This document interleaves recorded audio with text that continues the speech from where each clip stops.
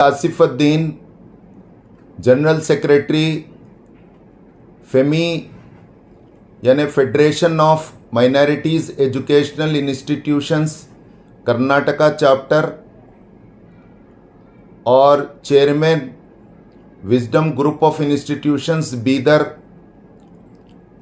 आपके सामने आज बड़ी खुशी के साथ कल यानी 21 अप्रैल 2026 को कर्नाटका हाई कोर्ट बेंगलुरु ने जो अपना डायरेक्टिव्स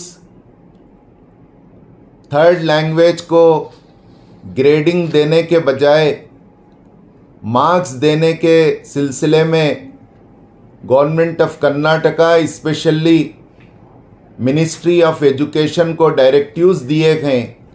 मैं कर्नाटका हाई कोर्ट बेंगलुरु के इस बड़े और अहम पॉलिसी फैसले डिसीजन का हार्दिक स्वागत करता हूं, वेलकम करता हूं, खैर मकदम करता हूं।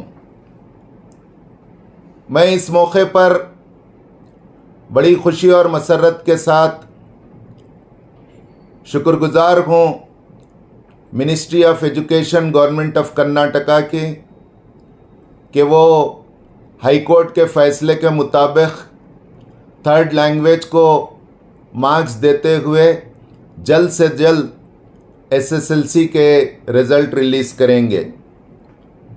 ये जो कोर्ट का डिसीजन है, ये थर्ड लैंग्वेज 9 लैंग्वेजेस इसमें इंक्लूड हैं, जिन्हें हम इंडिजिनस लैंग्वेजेस कहते हैं।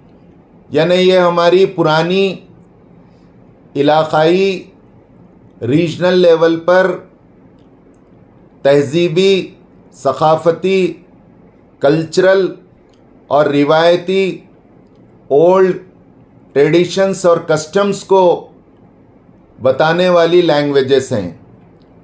इन लैंग्वेजेस में हिंदी, कन्नड़ा, इंग्लिश के साथ साथ उर्दू, अरबिक, संस्कृत, मराठी और तुलु और कोंकणी लैंग्वेजेस हैं। हाई कोर्ट के इन डायरेक्टिव्स से इन लैंग्वेजेस को फिर से अपना स्थान मिला और उनकी जो वज़न और वैल्यू था वो अपहोल्ड हुआ। हमें आशा है कि हाई कोर्ट के इस डिसीजन से लैंग्वेजेस के ज़रिए से हमारी न्यू जनरेशन के अंदर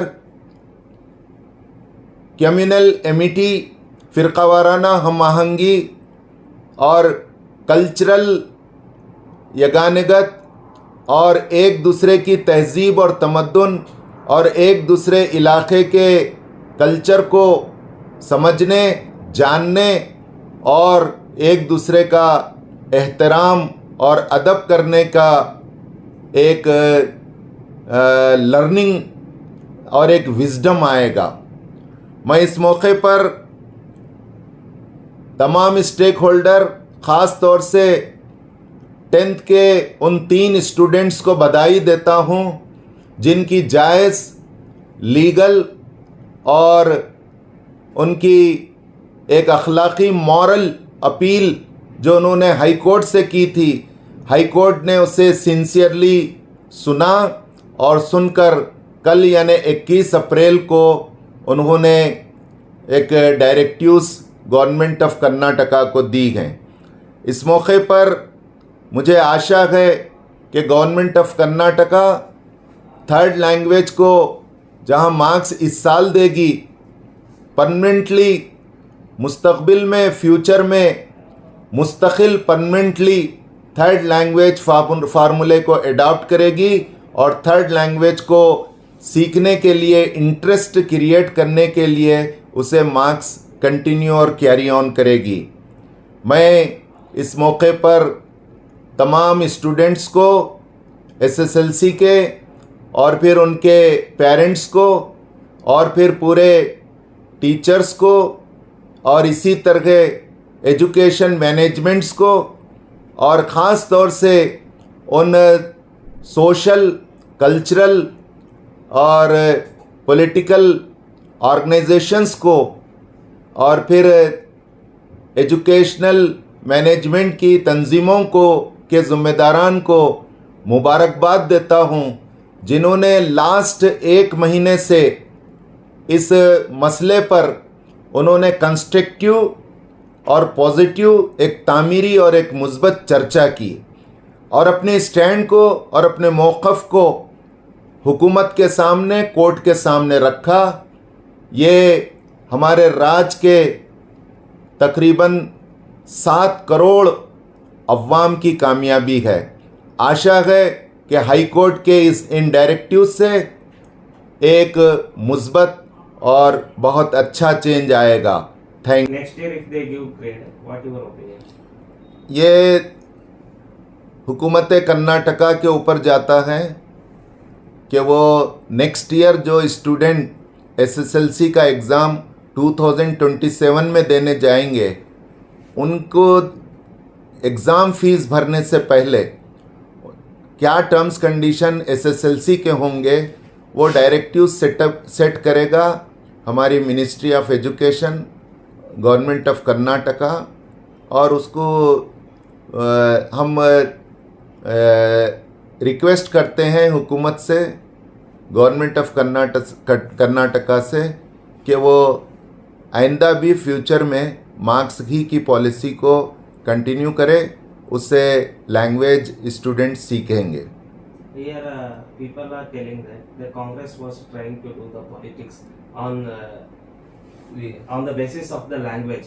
The BJP, the Congress is regularly complaining that BJP is doing the Hindi imposition. So people are telling that Congress is doing politics here. What is your opinion? देखिए, ये एक हद तक